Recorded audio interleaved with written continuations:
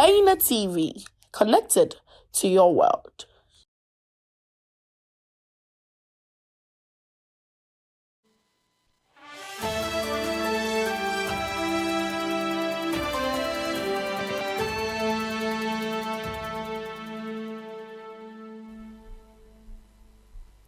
Hello, good evening and welcome to Weekend News Update on Baina TV. This news is coming to you live from Atomic Junction, Benab House, Medina. We bring you some top stories that have been making headlines during the week. Now, here are some of the top stories of the week. Pregnant woman crushed to death by rubble during demolition exercise. Pediatric Society condemns Gbagbo-Wulomo's marriage to 12-year-old girl. Akufo-Addo has added suspension of electricity exports, says Atachia. NHIA reviewing its tariff to end illegal charges of customers by health facility. Details of the stories comes up shortly.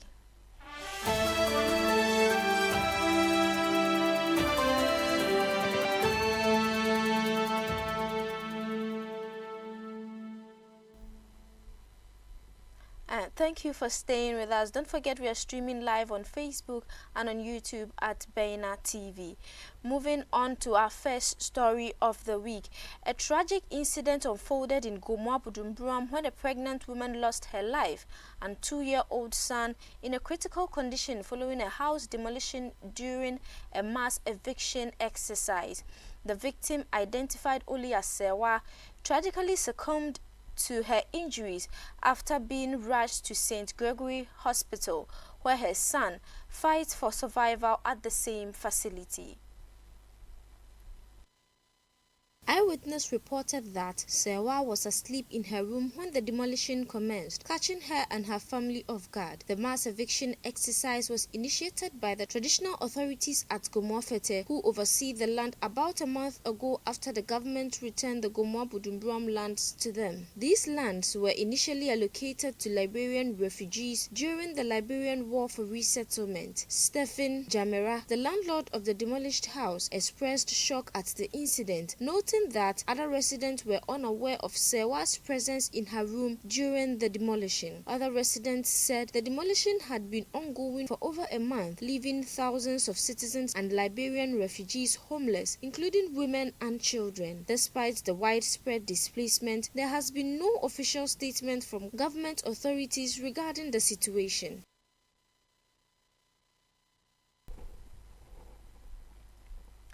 The president of Ghana Registered Nurses and Midwives Association, by the name Mrs. Perpetual Ofori Ampofo, has disclosed that approximately 6,000 nurses have left Ghana to seek better opportunities since August 2023. In an interview with the media on Sunday, March 31st, Mrs. Ofori Ampofo stated that they have been collating the number of nurses who left Ghana from August last year till date, and it's about 6,000 nurses.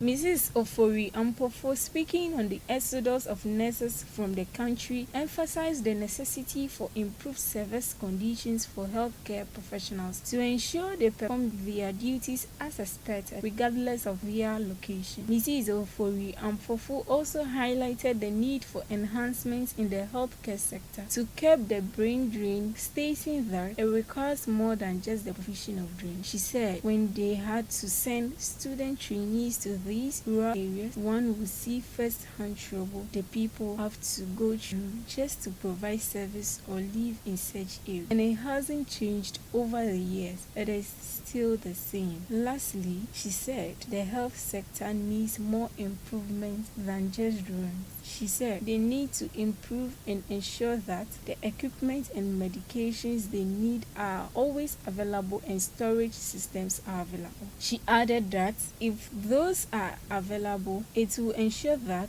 those medications are at the right temperatures and the blood are at the right place. With that, they won't need a drone to deliver it from somewhere else.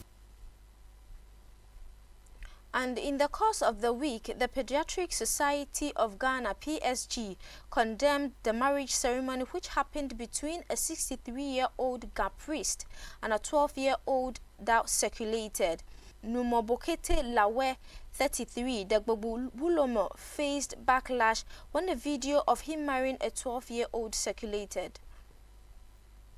The traditional marriage ceremony, which drew a crowd, occurred on Saturday, March 30th, 2024 in Nungwa. Gbobu Wulome defended himself by stating that the girl would not be expected to fulfill marital duties. In a statement dated April 1st, 2024, Pediatric Society of Ghana noted that the Pediatric Society of Ghana has observed with great distress the discourse on various media platforms on a report of a child marriage in Accra. The PSG strongly condemns any act or perception or facilitation of child marriage on the right to refuse betrothal and marriage. The Children's Act 1998 states, "No person shall force a child less than 18 years to be betrothed, to be the subject of a dowry transaction, or to be married." PSG, Pediatric Society of Ghana, bemoaned the practice of child marriage by influential leaders in the community, stating that it has tendency to embolden certain deviant behaviors, pedophilia, the perceived acceptance of child marriages, and the open, brazen approval or defense of the practice by influential leaders of a community have the potential to embolden certain deviant behaviors like pedophilia. Child marriages are dangerous, both real and so-called arranged informal unions where the child is supposedly a symbolic wife and not expected to perform any marital duties, including conjugal duties, are dangerous.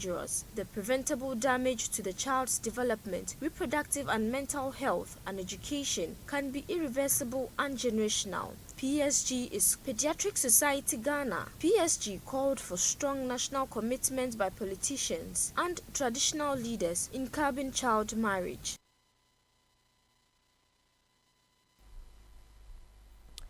Anas Arimeyao Anas, an investigative journalist, has denied any involvement in soliciting or accepting bribes from Kwesi Nyantakyi, the former president of Ghana Football Association, to prevent the release of the number 12 documentary. This documentary exposed corrupt practices within Ghanaian football, and Nyantakyi claimed that he paid $100,000 to Anas to halt the release of the incriminating video. However, Anas has categorically denied these allegations and stated that his primary objective is to expose and confront corruption. Nyantakyi alleged that Anas requested $150,000 to suppress the video, but he was unable to fulfill the full amount and paid $100,000, which eventually led to the release of the damning footage. He accused Anas of being motivated by financial gain, characterizing the situation as blackmail.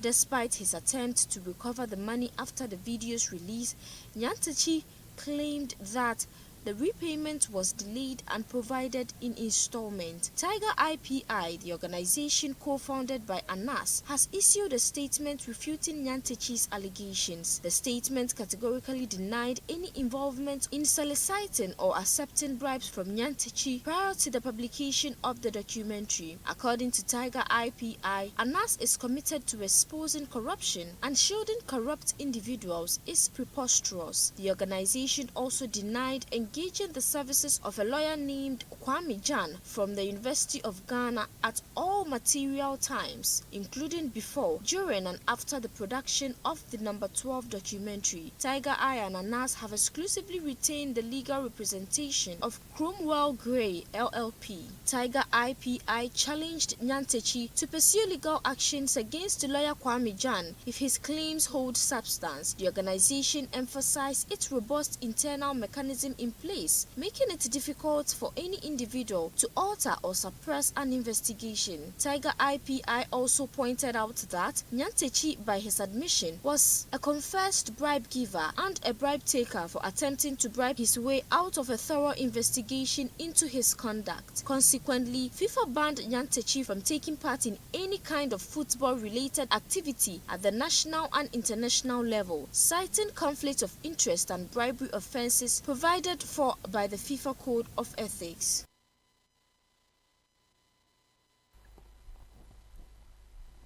And away from that, the chairman of the Energy Committee of Parliament, Samuel Atachia, disclosed that President Akufo-Addo has directed the Volta River Authority to reduce the export of electricity to neighboring countries in response to the ongoing intermittent power outages, commonly known as DUMSO. Atachia made the statement in an interview with the media, where he said the president is on top of the issue. According to Atachia, the president is dealing with issues of electricity supply in the country and has issued a command that export of electricity to other countries should be curtailed. He added that the president has an acute sense of the national need than making profits abroad, so that is a factor that will come and help. Ghanaians have been experiencing irregular electricity supply lately, causing disruption across various sectors and inconveniences for consumers. The president's directives follows recent calls by Dr. Elikplim Kwabla Akpatogbo, Chief Executive Officer of the Independent Power Generators Ghana, for the Volta River Authority to halt electricity exports and focus on meeting domestic demands amidst the current power crisis. The IPGG argued that Ghana is currently undergoing a power crisis, necessitating VRA to limit the export of hydro-generated electricity to neighboring countries where consumers enjoy significantly lower power tariffs. Mr. Akpatogbo stressed the importance of the Public Utilities Regulatory Authority refraining from imposing high electricity tariff on Ghanaians, especially during periods of unstable power supply. The National Democratic Congress (NDC) clarified that it has not yet taken any concrete steps to contest the Ejiso by-election following the untimely passing of the Member of Parliament of that area, John Kuma. Mustafa Gbandi, the Deputy General Secretary of the party, said that the NDC is currently prioritizing mourning the MP's demise over hastily pursuing the vacant seat. Mr. Gbande urged NDC sympathizers in the constituency to exercise patience, assuring them that the party will communicate its plans regarding contesting the seat in due course. According to him, supporters of the party in the constituency should exercise restraint and look forward as the party comes up with the conversations that will lead the party to a decision that will be in the best interest of the party, a decision that will give them all the victory and expectation demands. He concluded that the leadership of the party encourages party members to continue to work with structures of the party on the ground in anticipation of whatever will come from national headquarters. He said, for now, members of the party should keep mourning with the family because the party in particular mourns with the children of the late John Kuma.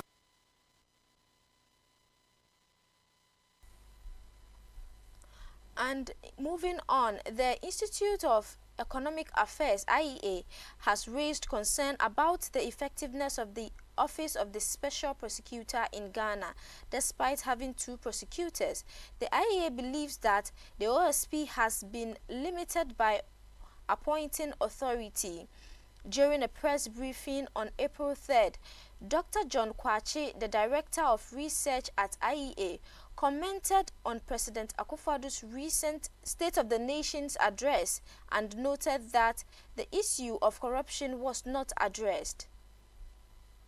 Dr. Kwachi expressed serious reservations about the requirement for the special prosecutor to obtain approval from the Attorney General before initiating prosecutions, stating that the OSP Act was inherently flawed. He suggested that the OSP could be more effective in combating corruption if the Act were revised and enacted independently of the executive's influence. The OSP was established to act independently of the Attorney General, who is closely linked to the executive, and fight corruption in Ghana. However, the OSP Act was flawed from the start, as the special prosecutor is nominated by the Attorney General and appointed by the President, requires requires the approval of the Attorney General to initiate prosecutions and is funded by the executive. Given the limitations, the OSP has been unable to tackle corruption effectively and has remained toothless despite being occupied by 2 prosecutors. To overcome these limitations and improve the OSP's effectiveness, it is crucial to reenact the OSP's Act and remove it entirely from the influence of the executive, particularly in terms of appointment, prosecution of cases, and funding.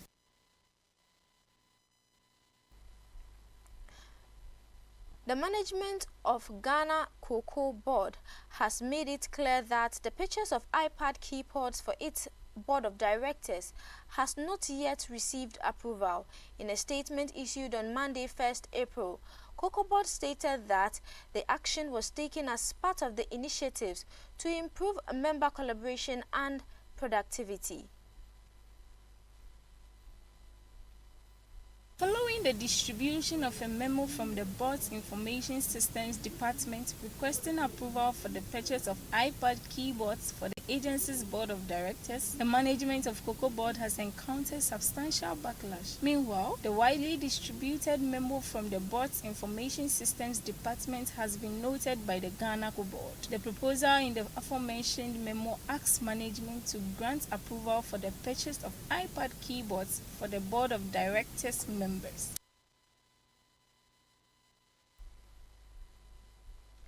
The National Health Insurance Authority is reviewing its medicine list and tariffs to reflect the present economic situation of the country. This is among measures being adopted to deal with the challenge of illegal payment, popularly known as co-payment, charges to clients of the insurance scheme. Chief Executive Officer of the NHIA, Dr. Da Costa Abuaji, says the needed systems will be instituted for automatic adjustment of tariffs to reflect changes in the economy. He said he wants to put an end to the co-payment or illegal charges at the health provider sites that is making the scheme unpopular. The medicines list and tariff is currently being reviewed to reflect the economic and epidemiological trends. He said he intends to put systems in place for the automatic adjustment of the tariff to reflect any economic changes. According to the NHIA, an average of 180 million cedis is paid monthly as claims to health facilities. In March 2024, the scheme made this payment to ensure servicing of its debts stays within the 90-day window for the payment of vetted debts. Chief Executive Officer of NHIA, Da Costa Abuaji, explains the appropriate sanctions will be applied following the rollout of incentives, including the review of tariff. With all these incentives, health providers must not charge their custom members on services and medicines, the NHIA explained.